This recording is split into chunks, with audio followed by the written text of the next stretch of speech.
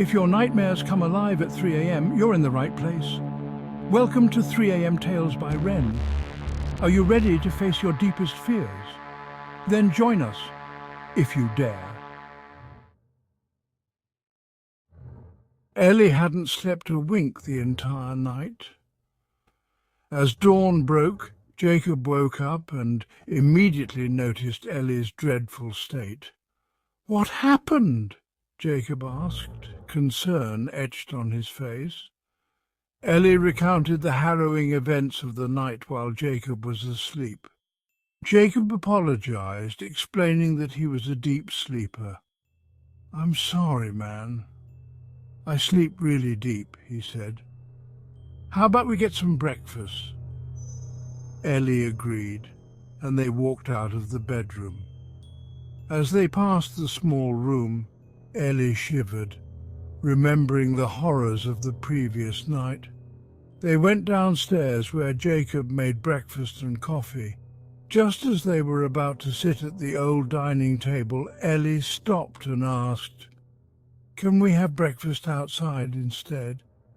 I'm still scared of that table." Jacob nodded in understanding. "Sure, let's go to the garden in the backyard." They settled in the garden, Ellie sipping his coffee in silence, replaying the night's events in his mind. Jacob broke the silence. "Look, I know it's rough since you're not used to this, but trust me, as long as we don't go outside during late hours, we're safe inside. I promise you that." Ellie, confused and still shaken, asked, "Why? Why are you okay with this?" "I don't feel safe considering what happened last night." Jacob sighed. "Bro, just trust me. I'll tell you soon enough. For now, let's have breakfast." Ellie cut him off. "I want to go home." Jacob paused, then explained, "Just one more night. Mum and Dad will probably be home tomorrow." "Please, bro," Ellie insisted. "No, I don't know if I can survive one more night in this house." Jacob relented. "Okay, fine, I understand. Let me call your parents to fetch you." As Jacob walked inside to make the call, Ellie remembered what Jacob's mom had said before inviting him over. They trusted him to look after Jacob while they were gone. Even Ellie's mom had agreed. Ellie stopped Jacob from making the call. "Okay, just one more night, and that's it," Jacob agreed. "You have to guard me. I know you keep saying that we're safe here, but I'm terrified. Promise me you won't leave me alone." Jacob nodded. "Listen to whatever I say. I don't want to talk about this here because they can hear us, and they now know that you are scared. Follow every word I say. Nothing will hurt you in this house if you stay with me. Now that they know you're aware of them, they will be more playful. That's why I kept telling you to ignore them. When the night comes, we are safer inside. Don't go outside no matter what." Ellie nervously agreed. "I'm not going anywhere outside, you can count on that." Jacob added, "During the day make noise so they know you're here. At night it's different. Whatever is outside knows you're not from here. I'll tell you more when it's safe." They spent the day watching movies, trying to distract themselves from the night to come. As evening approached, they didn't notice until the flowery scent returned. Jacob was alarmed. "Oh, crap! We have to close all the doors and windows right now." Jacob quickly ran to close the doors and windows. Ellie stood frozen in fear, unsure what to do. Jacob yelled, "What the hell are you doing? Get the other doors and windows!" Ellie panicked, remembering he shouldn't separate from Jacob. "But," Jacob shouted back, "we have no time, Ellie, hurry!" Ellie ran to close the windows in the living room while Jacob secured the kitchen and back doors. As Ellie closed the main door, he froze, witnessing a ghostly woman in a tattered white dress, her skin burnt and rotting, staring at him angrily from outside. The smell seemed to come from the bouquet of flowers she held. Ellie stuttered, trying to call Jacob's name. Jacob appeared, hurriedly closing the door. "What are you doing?" "That thing is what we're avoiding. It can't come inside, but who knows if it can grab you from there. Now come on, to the bedroom."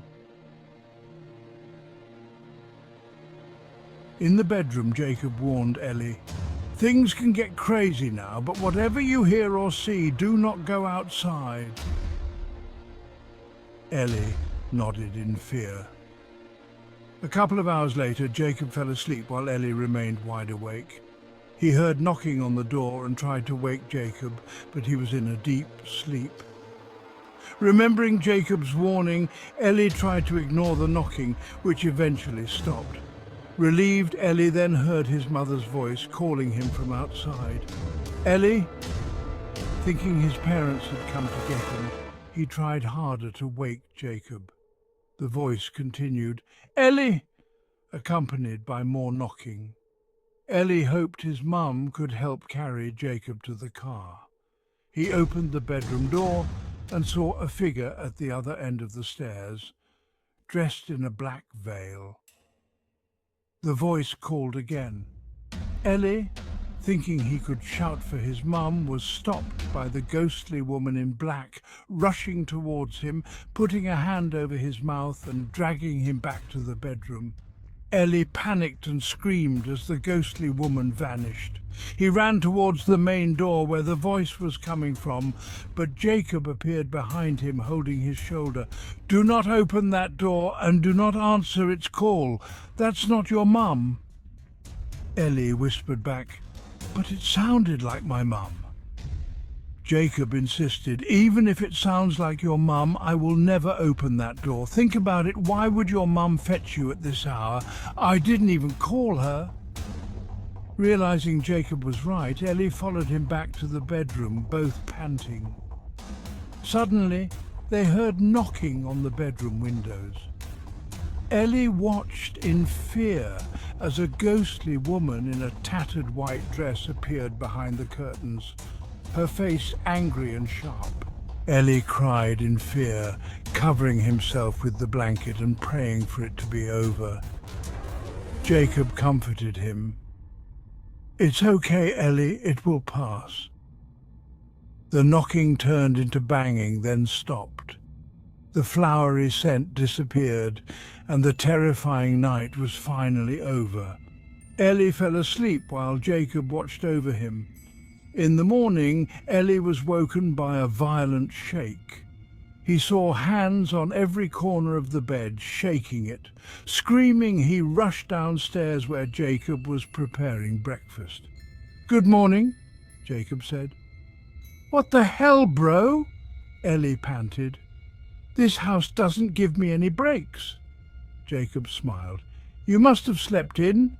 Don't worry, they won't hurt you." Ellie realized the ghosts were protecting them from whatever was outside. "But why didn't you tell me?" Jacob replied. "I don't go around telling anybody what they do. Who knows what they're gonna do?" They both laughed. Jacob showed Ellie old photo albums of every generation who lived in the house. Ellie saw familiar faces, the children, the mimic, the entity from the small room, the black lady, and more. They were all Jacob's ancestors. "But what about the white lady outside?" Ellie asked. Jacob shrugged. "Dad told me stories about it, but I don't remember the details. I never thought it was true since I never saw it. Whatever it is, it's dangerous. You can ask Dad or Mum when they come home." Ellie stared at a picture, lost in thought. Dear 3 a.m. listeners, what do you think of our tale so far? Should Ellie and Jacob's story continue? If you want to hear more of their chilling adventures and discover the mysteries of the haunted house, let us know. Stay tuned for part 3 if you dare. What's something people don't know about fear? It creeps in, just like this. When the clock strikes 3 and shadows grow thick, remember, the real horror begins. Good night.